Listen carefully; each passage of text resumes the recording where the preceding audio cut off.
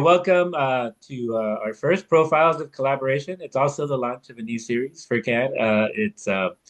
Um, and we're going to start with the story of CAN as a collaboration, since it is our 30th anniversary, and we're trying to do some new things, this year, right, just to mark the anniversary. And so this is one of the things we were trying to do is not just focus on CAN alone, but focus on other collaboratives and sort of what are the secret ingredients, right, to successful collaboration? Because you can ask that question to 10 different people and kind of get different answers. So we're gonna, even with for CAN itself, throughout its history, we've had three executive directors, which is, I think, miraculous in and of itself, right? That for an organization of 30 years, we've only had three executive directors. So we want to dive into that a little bit and also see, well, in different eras of CAN, sort of what was going on and how did the collaborative morph or change given changing conditions? Because that I think is one of the important things of any collaborative, right? Is to always be organizing or working in context, right, of current conditions and needs.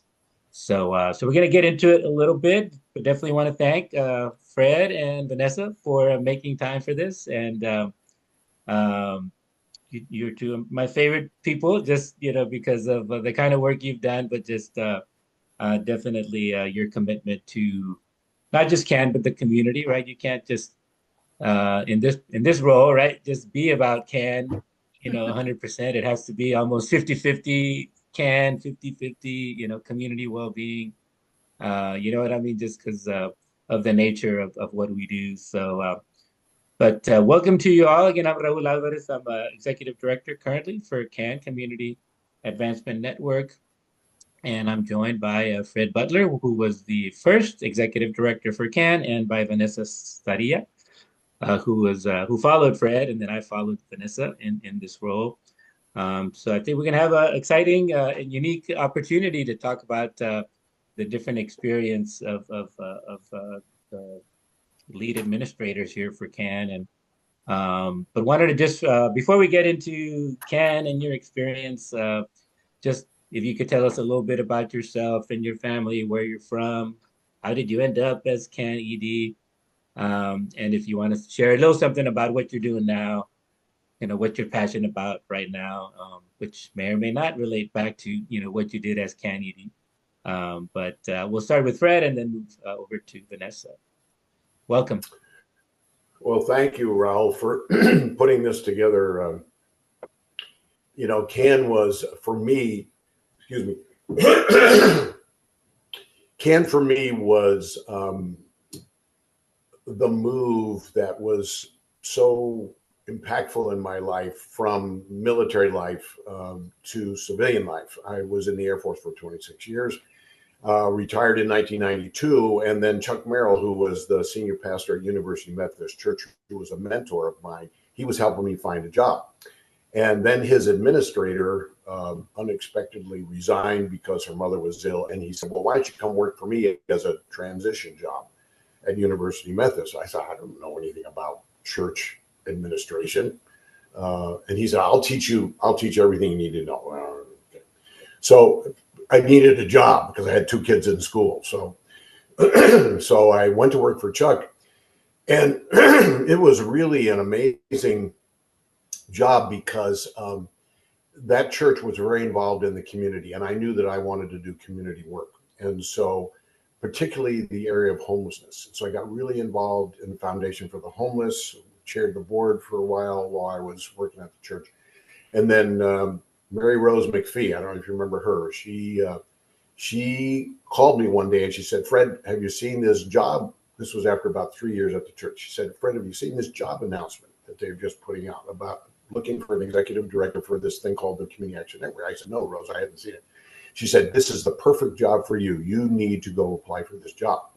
And I don't know if you remember her, but she was a force. And when she said that to me, I said, well, I trust your judgment. So I went and I looked, and I think it was actually Mildred and maybe Stephen Williams maybe it was Stephen Williams that I contacted initially, because he was doing the job. They had formed the CAN, and Stephen was doing the job as along with all the other stuff as director of the department over there at the time, Health and Human Services Department for the county.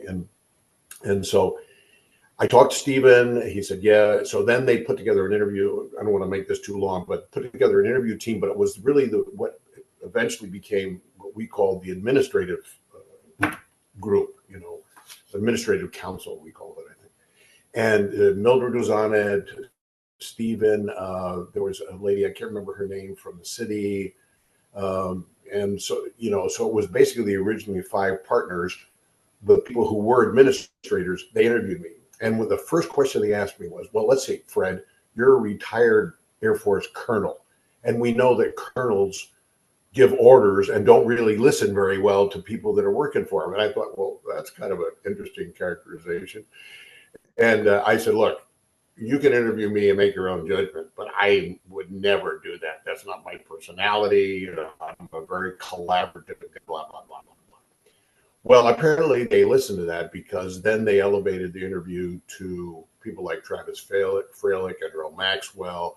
In other words, the senior people in the partners, and I interviewed with them, and they hired me. And I was thinking that they might not, because of that one element of leadership, characterization, and but it all worked out. So my background before that was, as I said, was in military for 26 years. I worked for the church for 3 years, but I knew I always wanted to do community development work, whatever that was.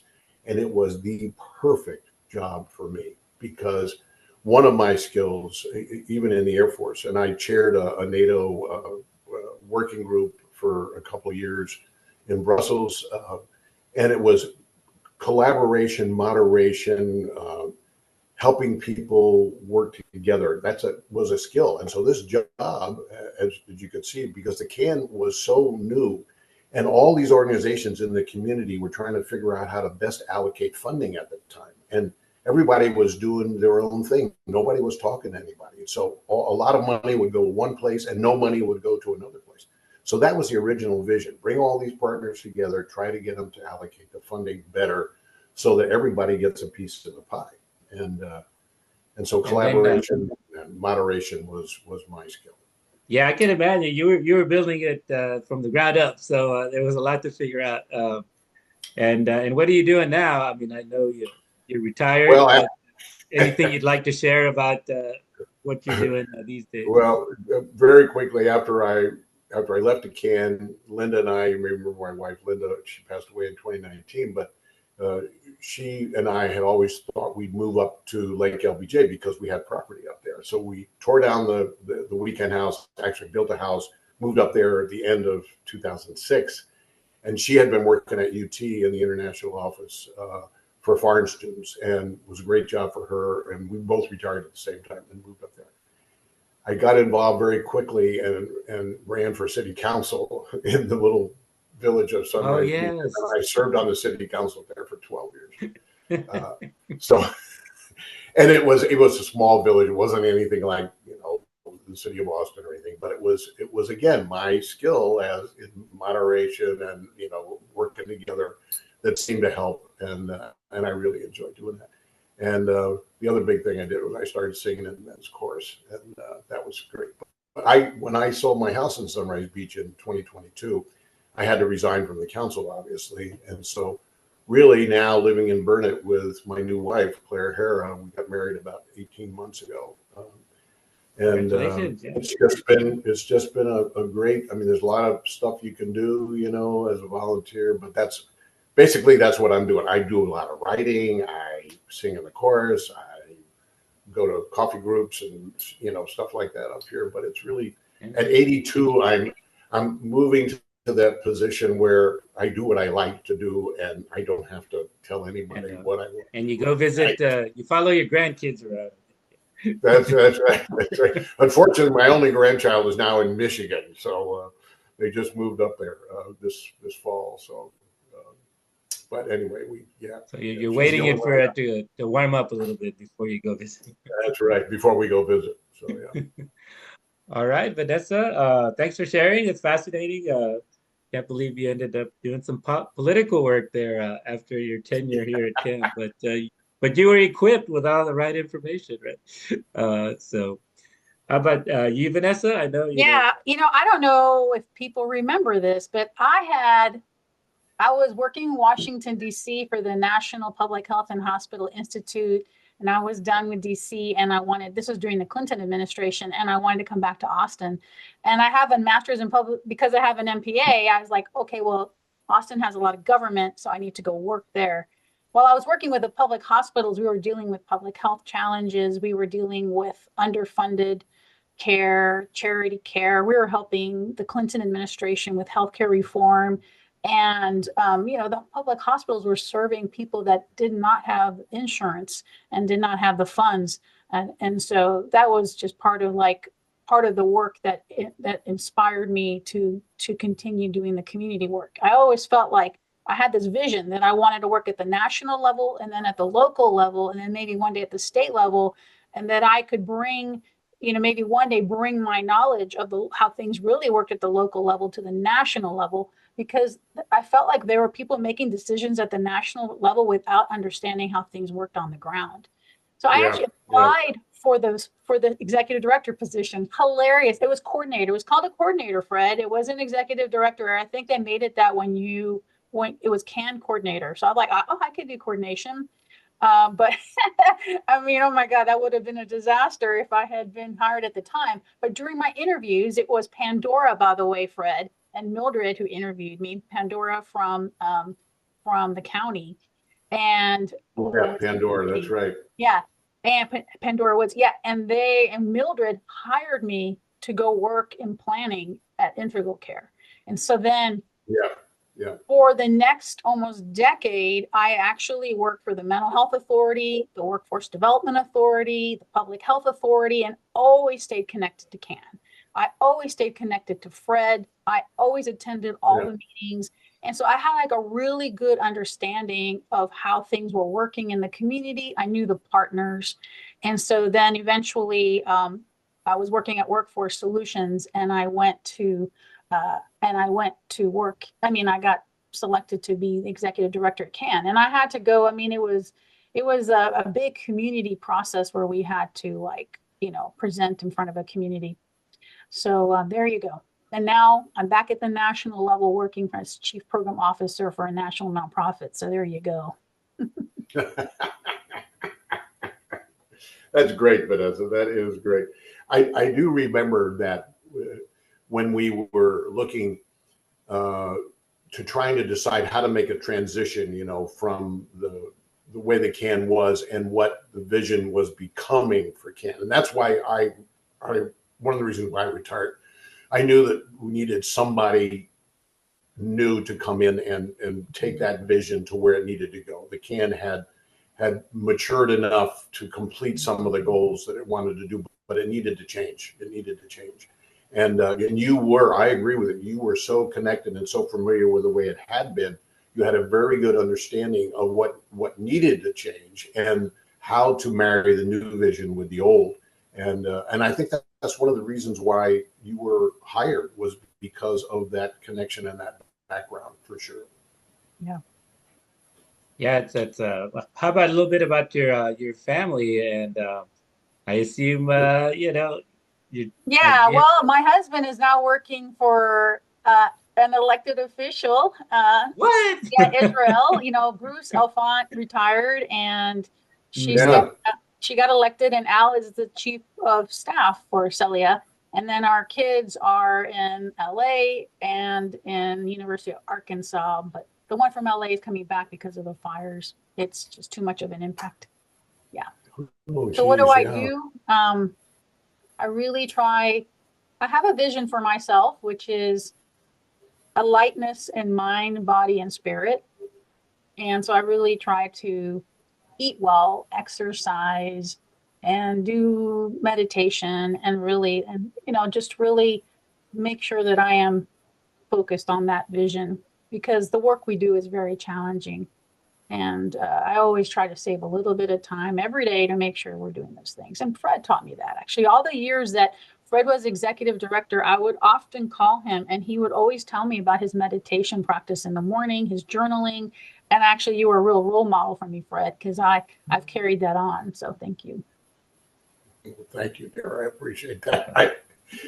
It has been I mean, the way you just described it is the whole person concept, you know, where it is spirit, mind, and body, and you can do many different practices, but I've evolved in my aging process, I've come to understand that it's important to share what we know and the practices that we have. And it amazes me when I write something about that or about what my journey is, how many people it resonates with that will say, you know, I was feeling that, but I didn't know how to articulate it, or I needed that today because of where I was. So to always share yourself, and Raul, this has been something that you've done too. I think you've been a very open person about who you are and how you live your life. And people see that. And particularly in this age right now, it would be so difficult right now, I think, to do community work just because of the divisiveness and people put politics above everything else. And if you're not with my guy, then you're a bad person, or my party, or whatever it is. And I feel so badly for people who are trying to do the things that both of you are still trying to do, is do things for people that need help and need consideration and need to be nurtured and helped to be better. And it's got to be really tough right now. I just It's can't imagine. you know, it's interesting. You mentioned, you know, when mental health is one of our areas of priorities right now because of, you know, really it began during the pandemic, right? You Sure, know, sure. because it was that collective trauma we all went through, and so the data was showing that everyone's struggling, regardless of demographic, right? It was getting worse, right? People reporting poor mental health. So we have kind of three initiatives right now just around mental health, and one of them was we just did the second 30-day wellness challenge to start the year, right? So, but it's kind of trying to demystify mental health so that it, people don't equate it with therapy, even though obviously that's one way of taking care of your mental health, but just are you sleeping enough? Are you eating right? Or Yeah, yeah. expressing gratitude, journaling, calling somebody you haven't talked to in a long time, going outside All and of that. taking a walk for 20 minutes, and so it's so and then the other thing we did is created a mental health toolkit for Spanish speakers, so kind of language access and mental health sort of overlap. Yeah, But in doing it, we've done like 60, 70 trainings, with that toolkit. And one of the things you realize is as we explain to people what they ought to be doing, you realize you're not doing it. And you're like, well, I guess I need to take better care of myself because these five things we tell everybody to do, I ain't doing. So it's that's been right. great for me That's right. personally, but also, in meeting a need out in the community. Um, so it's great that you both mentioned that because I do think the kind of issues we work on, they're very difficult and challenging, and they have a very human impact, right? And especially right now with what's happening in Washington. So, you know what I mean? It's hard to like, to not get emotional, right, about it, Yeah, yeah. but you also don't want to suppress it because that's not Right. healthy. But you have to process it and talking about it and even working on it, right? It helps process things, So thank you for sharing that. Just kind of because I do think that's it is a challenging job, That's why I'm amazed that we all stuck around, about a decade doing it. But it's just the potential, right, is so great with what you can accomplish through CAN. But you really have to work at it to realize that potential. So thank you for the great work and the dedication both of you made. And a little bit about myself, again, I'm an engineer and I have an industrial engineering degree, which is more, they call it more engineering management now. So, um, but then by the time I was about to finish, I didn't want to be an engineer, right? So I said, well, how can I use these engineering skills for community benefit, right? So that's how I ended up doing community and regional planning at UT, with my master's. Um, and then um, and then I did politics first, Fred, before I came to Ken, right? Oh yes, I remember. I did a stint. Too. I did a stint on the city council, and that's how I got introduced to Ken. Although even when I was running, people are like, before I got elected, you got to talk to Fred Butler. You got to talk to Fred Butler because he knows everything about what's going on in the community. And of course, Fred's like, yeah, I can give you information, but I can't support anybody because it's a slippery slope. But so it's funny that you ended up, doing politics yourself. Right, right. Small town is a whole different experience, not the super ultra bureaucratic probably, but a lot of local politics, no doubt. But and my kids, are now my daughter's 20 and at UT, right, studying engineering, and civil engineering, and my son's 16 at McCallum High School. And so you might remember when I was on the council, I only had one kid. Sophie was 2 years old when I left city council, and then obviously it's been a number of years since 2006, and but very excited to be have served in this role, and we'll get into a little bit about sort of what we're doing now, right? I already talked about the mental health piece, but I kind of wanted to talk a little bit about well, for you, Fred, just kind of building it from the ground up, right?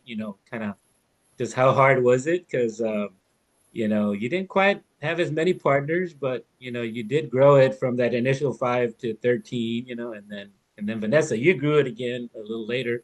Um, and then we've added one or two partners since then. But Fred, just a little bit about sort of, I know we started out with the five key partners, which I think were the city, the county, United Way.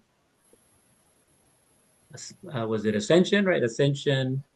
Well, And Seton, we called it yeah, Seton. back then it was Seton, but it's Ascension, Seton now, and then Integral Care. And I And think that may be the group that hired you, and then at some yeah, point you grew it. MHMR was the other one. Yeah, well, yeah, that's right. MHMR, MHMR is now Integral Care. yeah, Um, those were the but five. but anyway, so then you grew it, I guess, from in in '95 is when we went to, I think, 13 partners or something like that. But I think you were involved during that time where it went from that initial set of partners to the broader set of partners. But just what was the thinking behind that, kind of growing the partnership from those initial Well, it five was. to 13? I mean, the whole idea was to try to broaden the scope of the interaction for funding social services. I mean, with the five initial partners, they were big ones. They were providing a lot of funding, city, county, MHMR.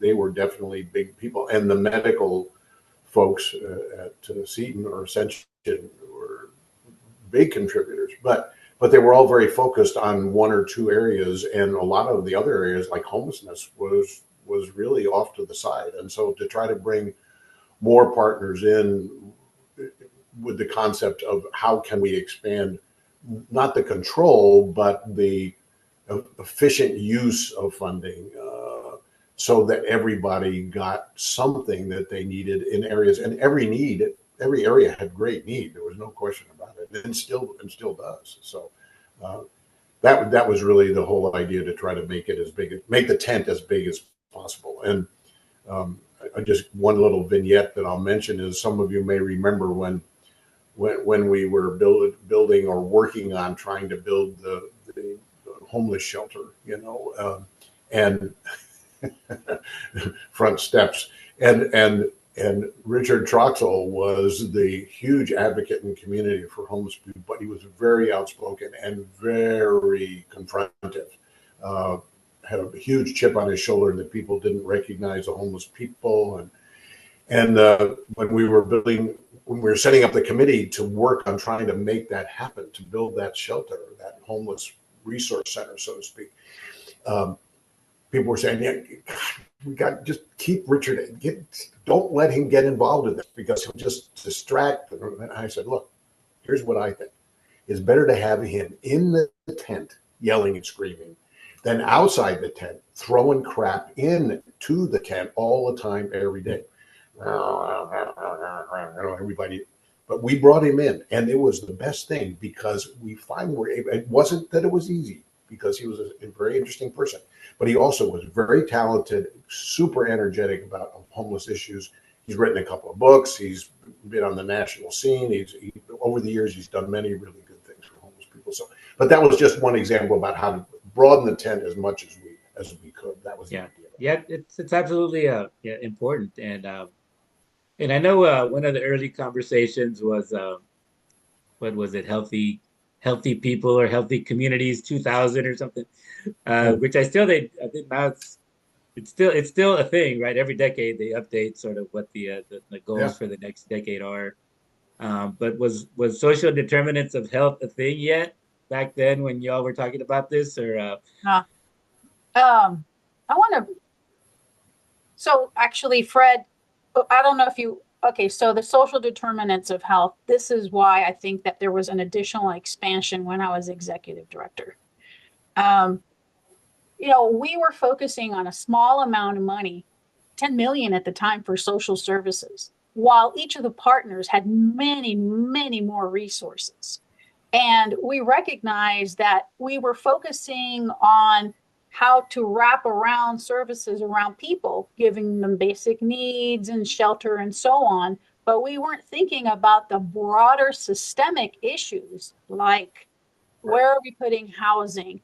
Are we building affordable housing? Where is the transportation getting to? Where are the jobs? And so we had to, and this is what Fred was talking about. There had to be a shift. And I think the big shift that happened was that Fred recognized that it was a much bigger vision than how to bring people together around how to spend finite amount of money, that we had to like leverage their much bigger. Think about the resources, the city and the county and central hub. We're talking billions of dollars. What are they doing in terms of planning?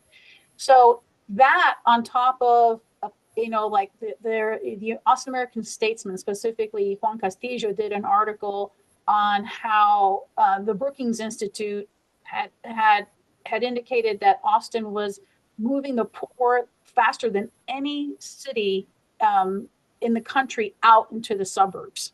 So the suburbanization of poverty issue came up, and that's when we started realizing that people were moving to Del Valle, to Pflugerville, to Manor, and that we had to think bigger than the city of Austin. And so, thanks to the leadership of Sarah Eckhart, who always had like a vision, like if we start thinking ahead, decades ahead, now we have a better chance of building the way that would be much more conducive to addressing these systemic issues. So together with Sarah, we approached the city of Pflugerville, Manor ISD, city of Manor, Del Valle ISD. And I will say what was interesting is, thank God for David Escamilla, we had to change the bylaws the bylaws had X amount of partners and X amount of votes. And we had to go to each one of the boards of the partners and get them to approve changing the bylaws, because that's how the bylaws were written, that we couldn't change them unless every board of the partners approved. So I appreciated David Escamilla because of he's a lawyer, an attorney, he was able to like navigate all those conversations. And also a great guy. David was amazing. Guy. Yeah. So helpful. There was a tension, Fred. People wanted to keep things the way they were before. Like, I believe that.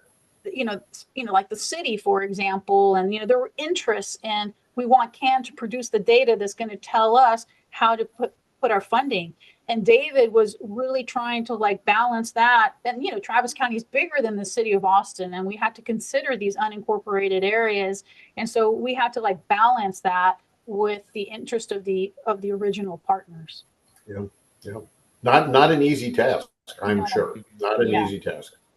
Yeah, and I think Vanessa, during your tenures, when we added a significant number of partners, where it was City of Pflugerville, Manor ISD, Del Valle ISD, and the minority chambers. We had All the chambers. Yeah. The Greater Mhm. Austin Yeah. Chamber was on there, Yeah. and they all remain partners still. Yeah. And Um, And I think a big shift that happened was that, during the time of Fred, we had what's called a master plan, which the word master plan, I don't like the word master.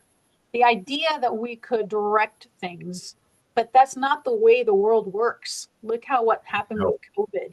So rather than doing that, we started paying attention to, can you guys come together and share information? And each of you, Central Health, Workforce Solutions, the city, the county, you guys are developing your own strategic plans. So can you come together to collect information and inform your own strategic plans? We're not going to force you to align with this overarching plan, but we want to leverage your planning shops to be able to work together so that you are investing your resources and that align with a common vision. And that's what the dashboard was all about. It was a framework. yeah, and I think that was a big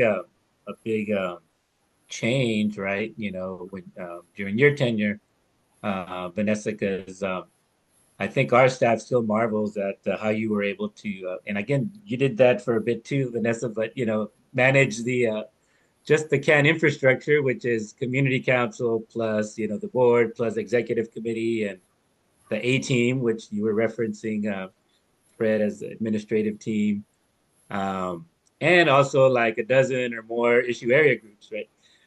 All of which basically are additional advisory groups that meet monthly and have to set work plans. And me, Carlos, and Jelena are like, how in the world did you all do that? We worked a lot. but but I know it changed again because it kind of you had issue area reports, you had community assessments, that y'all would do, and obviously with the great support from the Travis County, planning, right? Um, but then when the dashboard rolled in, I guess maybe a little about the thinking around that. Vanessa, just because obviously that is still something where um, that CAN Yeah. is known for is the CAN Community Dashboard, where it became an annual report of assessing community well-being, right? And Right. instead of this year we're doing three different issue area reports, and then next year another three different issue area reports, and then without looking at all of them sort of in tandem, which would happen, but every 5 or more years. So anyway, talk a little bit about that, Vanessa, because I Yeah. do think it was a big Well, change, a big shift, right, from how things were working to kind of transitioning to almost what it still looks like today. so first of all, Fred and I were both very involved with the National Association of Planning Councils. We were both on the board of the National Association of Planning Councils, who was bringing forth the importance of looking at community indicators. And so, we, that the idea of coming up with indicators and a process for how to develop these, like a framework or a dashboard of indicators really was, I would say it came about because of the help of some of the key board members of the National Association of Planning Councils who had done this in very Yeah. large geographic areas. So I will say that, Sarah Eckhart was really instrumental because she would say, Vanessa, we have to raise the barn together. When we raise the barn together, we have a vision for it, but all the partners need to come in with the different parts and we need to raise it together. And so the idea was it had to be a very collaborative process to agree on those set of indicators. Now, this was challenging for like some of the partners like the city that had wanted like a very comprehensive list of indicators, while we had other partners that really wanted to be strategic and just focus on a few key indicators. And so, the dashboard, frankly, it is an opportunity for people to see their agendas within a common framework. Because anytime you prioritize three issue areas, the other partners would start backing out and not understand how they were related how, if we were addressing mental health, then you might see other partners in transportation and workforce not as engaged. So we really had to make sure that we were keeping the interest of the partners in some kind of like a common framework. And that's where the dashboard came about. Very smart. Very smart. Yeah, definitely. I think and we're ahead of the curve. That's one thing, and I love about CAN is we're always 2-3 years ahead of what everybody's doing.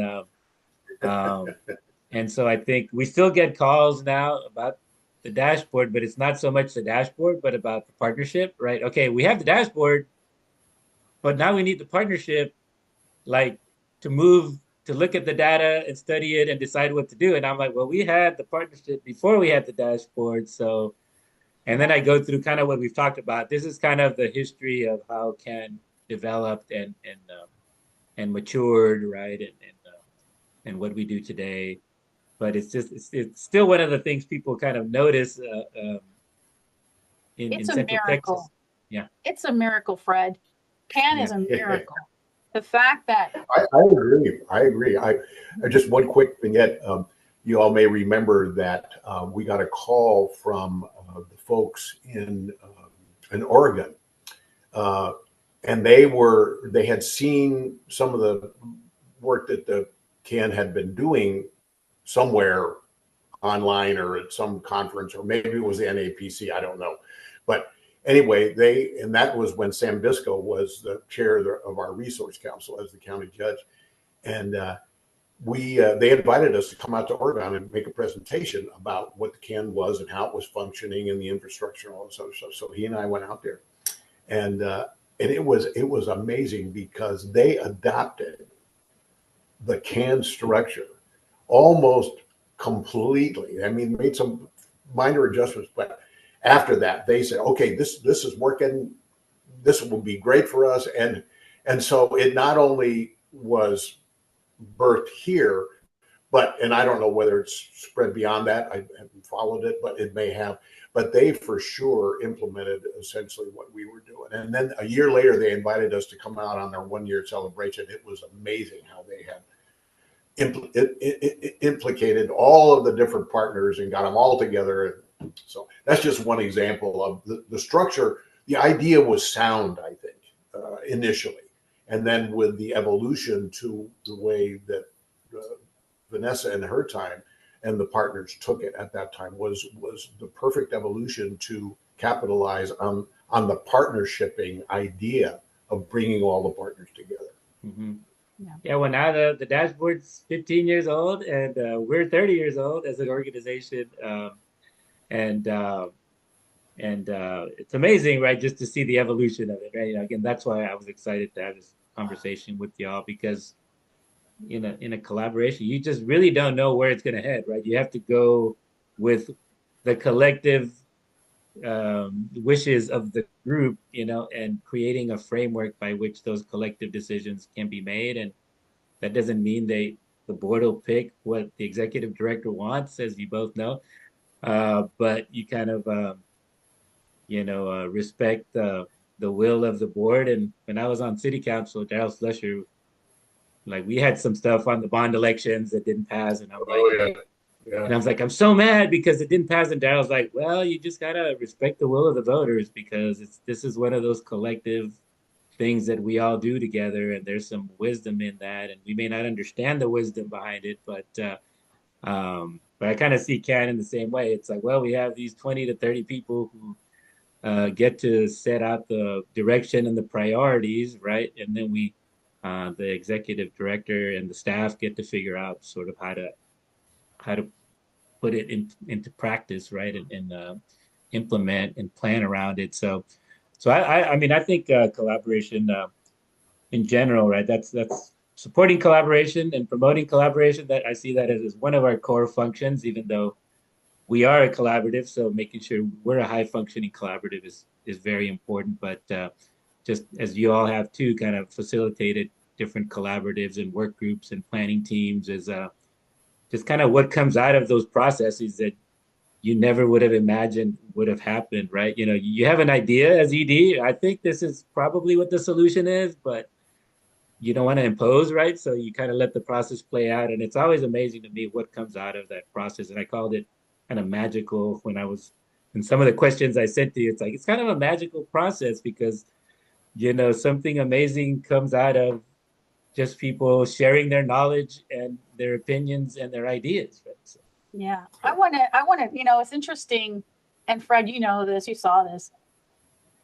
While you're doing the process, other processes, other things are happening. Every time you bring the board together, it's not, or the community council, it's not sometimes what's happening in the meeting, what's happening before and after the meeting, and all those relationships that are being built because Oh, people yeah. are in the same space seeing each other and understanding that they have common values. So I have to thank you, Raul, because you do center community voice and you've done a great job of continuing to bring the partners together.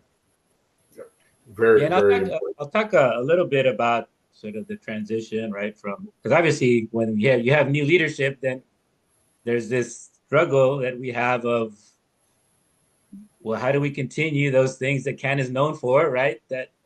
But then also, well, what's your vision as the new director, right? And how do we build on that strong foundation, right? And honor the past and all the hard work that led to us to where we are. And so we definitely have pretty much the same structure. I know when you were executive director, Vanessa, right? I think you all downsized to having not an administrative team and an executive committee, but just the executive committee. I don't know if you collapsed two committees into one.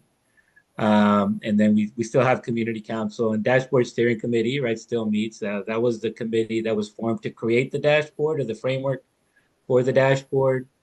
And they still meet every year to review the dashboard to figure out how can we strengthen it. And we're looking to add some more economic indicators this year. So that's exciting to me because we only have one, maybe two if you count poverty and unemployment. But and we've only had three chairs of the dashboard steering committee. It's Lawrence Lyman, Louise Lynch, and now Greg Compton. So that's amazing too. That in those 15 years, we've had again just basically what are volunteers like committing that much kind of time and effort to something of this because of I think the value they see in it. And we in terms of structure, again, we still do work groups, planning teams, and I also sometimes do action teams, which is, how when you have a plan, then how do you move from planning to action, right? So it's how do we move some of this forward? And I think our community council published a couple of reports around mental health, and so that's where we created these initiatives to kind of move some of that work forward that community council worked on. And we still do the regional summit. Vanessa, that was something that you were planning when you were leaving, and that happened. I think the week I became executive director, and then and that's still our biggest one that we've had. 200 people showed up at Bastrop Convention Center to talk about uh, you know community well-being, in a variety of ways, and so that's still happening. We've done 6 of those summits, and then the other thing, we just published or releasing a revised Building a Person-Centered Community report, which again, when I think as you were exiting, there was a summit on building a person-centered community, which happened, I think, the second week that I was executive director. So out of that came this framework for building a person-centered community. And so last year, Community Council spent the year revising that so that it reflects kind of what's happening now in the research. And so we have tried to build on right what was happening, and language access continues to be a big focus. And on the class standards, we're going to present to the Central Health Equity Policy Council, right, proposal to have local health providers and nonprofits adopt the class standards more uniformly. So, which again, for me, it's like, hey, we've been saying that for like 10 years. Yeah, I appreciate that. I'm so grateful to you for continuing to continue having those regional conversations, or really the impetus for that was the suburbanization of poverty conversations. And then person-centered was all about, okay, sometimes you may not have all the partners or all the resources around the table. We have to think about what individuals need. And so we have to think about how are we going to meet the unique needs of those individuals. But back to the structure, and Fred, about the uh, administrative group, we down. Hey, Claire. We did away Hi, with administrative. Claire's going to book club. Oh well, we love your photos on Facebook. Thank you. Bye, Um, honey. so remember that during Fred's time was a lot about allocating funds, and the administrative group would be like the second in commands to the people on the board who would work together, like trying to more like really get into more of the details of how that was going to happen.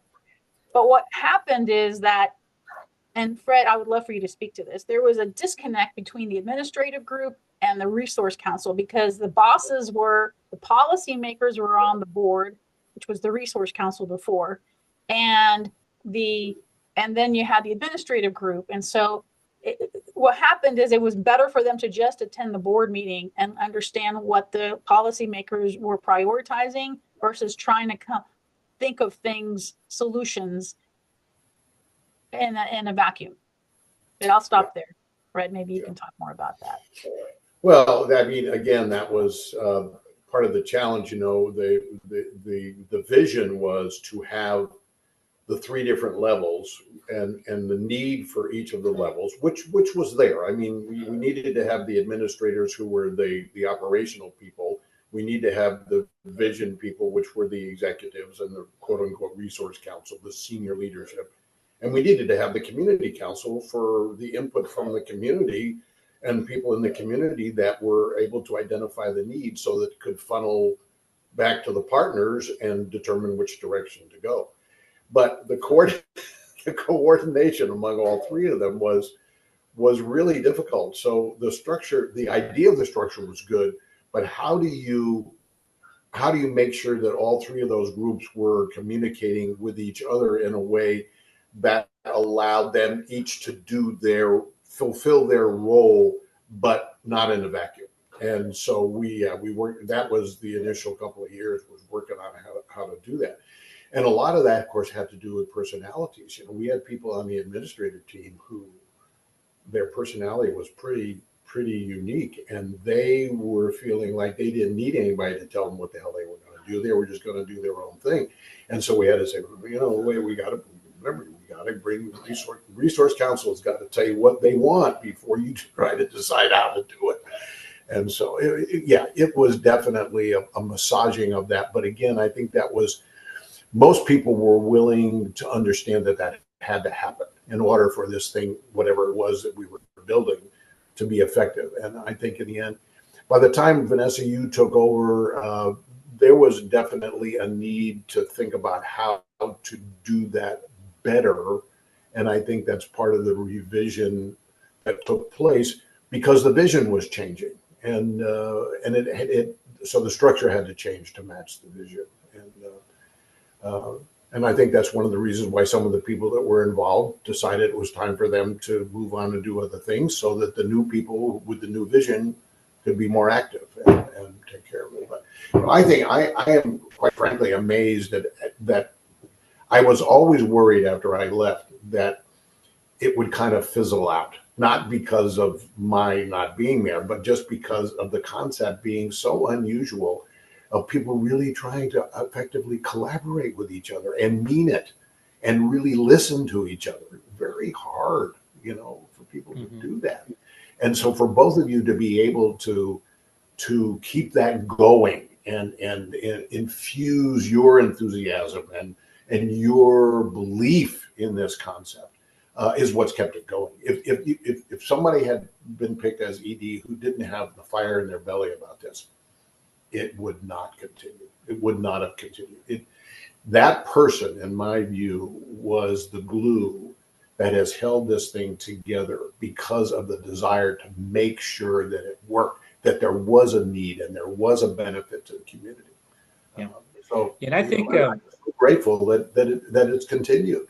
and it's still difficult, but I think like one of the things, because after I was a city council member, I went to work for AISD for 10 years, right? So like instead of being at the top of the top of the pyramid, sort of making policy decisions, you're just like a cog in the Yeah. bureaucratic machine, right? And just I realized, oh my gosh, it is so difficult to be a public employee. And every year you get more and more on your plate. Like once they know you can get stuff done, right? They give you more and more and more, and they never take anything away. And then you're like, Yeah. well, I got to do something different. And I was, obviously blessed to be able to kind of make a transition to CAN, but we always have to be working on 10 things, so that 2 or 3 good things happen, Yeah. each year, so that people see value in the collaboration. But that Yeah. doesn't mean you aren't working on 10 things. But if one or 2 or 3 of them doesn't mature enough so that you can have some victories, then you know what I mean. Then it's going to Oh be yeah, you got to have those why wins. are we doing? Mhm. Because You of know, all the conversations that are happening while you're trying to do. It's like when you're trying to cook a meal and you're having all these side conversations, like in the kitchen. That's what matters. But I wanted to say, when I was thinking about some of the questions you posed about the greatest accomplishments, I mean, frankly, keeping CAN going was one of the greatest accomplishments of my life. It was so much work, trying to, just keep everybody at the table. And this is something that I carry forth to today when I'm talking to staff about the environment we're in. I'm like, my job as a convener was to keep people at the table, not to judge people. We had to maintain that neutrality so that people could come together, talk to each other, and understand their perspectives and understand why they may be thinking differently about an issue.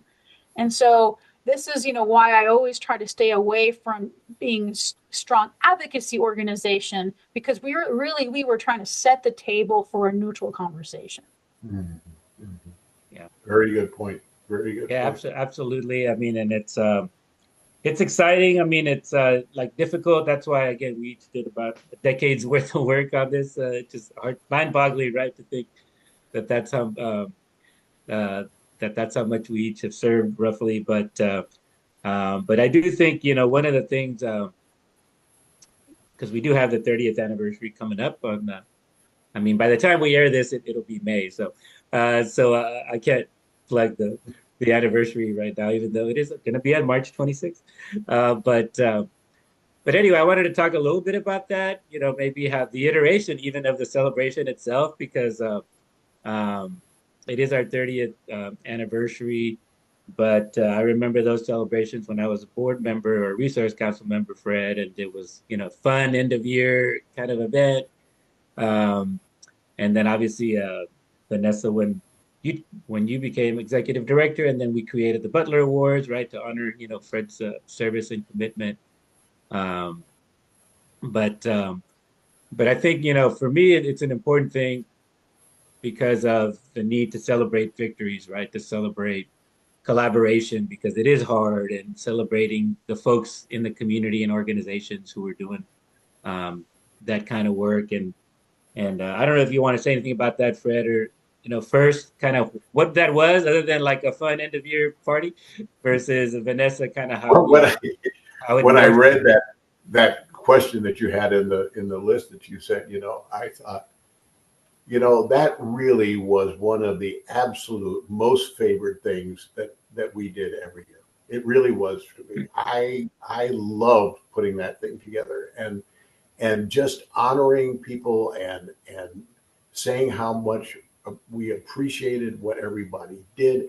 Everybody from the the most senior person on the resource council to the staff person on the administrative team and everybody on the community council. And my recollection, and I may have inflated this in my mind, but it seemed to me that particularly in the early years of those celebrations at the end of the year, we had a huge number of people come to those things. Now, you know, people wouldn't necessarily stay the whole time, but they would come in, shake your hand, shake everybody else's hand. You know, again, this collaboration, this camaraderie, this brother sisterhood of what we're doing for the community, and I just love that. And you know, we did it various ways, and we always tried to have in the beginning at least a little bit of wine there. You know, if people wanted it. And I don't know. It just, when I read that question, I thought, you know, that was one of the most favorite things that I love to do, to celebrate whatever the hell it was we'd accomplished that year, but really to let people slap each other on the back and celebrate the collaboration, the camaraderie. It was really important to me anyway. Yeah. And I would agree with Fred that it was an opportunity to bring all of the different moving parts of CAN and the people that were supporting, all involved in all those moving parts together. And also an opportunity to reflect on what we did, but also provide a vision for what we were going to do. And we were trying to be strategic about, okay, like we should come up with the priorities for the following year by the time we have the end of year celebration, so that we are providing a vision and that everybody's there together to hear it. So yeah. And I would say that because of the Butler Awards, I mean, that's why we started really doing, you know, many more types of awards. And I appreciate that you have an award for Sherry Fleming as well, who was a very, very critical person in all of this. Yes, she was. She was. And then maybe one day for David Evans, because he was the glue for all of these decades. Yeah, it's a new day again this year. Half of last year is when David retired, and but we did create, you know, so we have 3 different categories of Butler Awards, which is Bridge Builders, Spirit of Collaboration, and Community Leadership. And then we created the Sherry Fleming Legacy of Impact Award, you know, so and the 2 people we've presented that to, because that doesn't happen every year.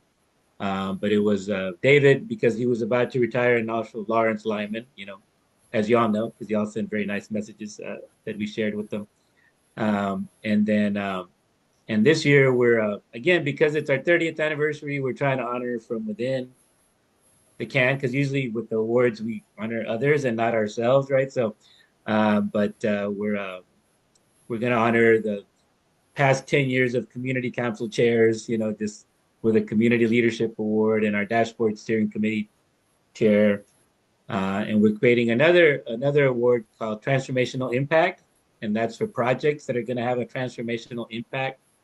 And so we'll vote on those tomorrow, but we'll have like 4 or 5 projects to celebrate, again, which involve CAN partners. And we've kind of tried to stay away from like acknowledging from within, because then it looks like you're just patting yourself on the back. So, but this year we're like, you know, let's just like affordable childcare now. You know, that's a huge win. The voters voted to tax themselves so we can have a better childcare system, right? And Project Connect, so we can have better transit services. And so there's I like it.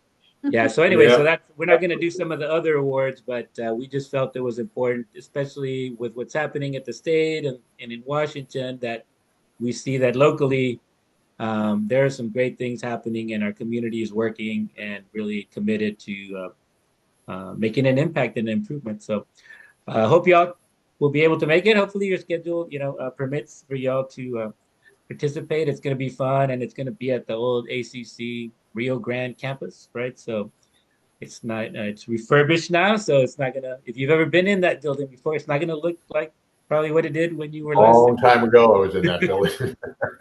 Well, thank you, Raul. What's the date again, Raul? What's the date again? 27th? Wednesday, March 26th, I believe. Yeah. Oh, March 26th. Okay. Thursday. Whatever the Wednesday is, because you know Tuesdays. It's the Wednesday, March. Okay. Because Tuesdays, you know, Commissioner's Court, and Thursdays, City Council. Oh yes. Okay, it's in the middle of the day at noon. Is it, Raul? What's the it's time? 11:30 to 1. It's a lunch thing, yeah. So 11:30 to 1. Got it. Okay, perfect.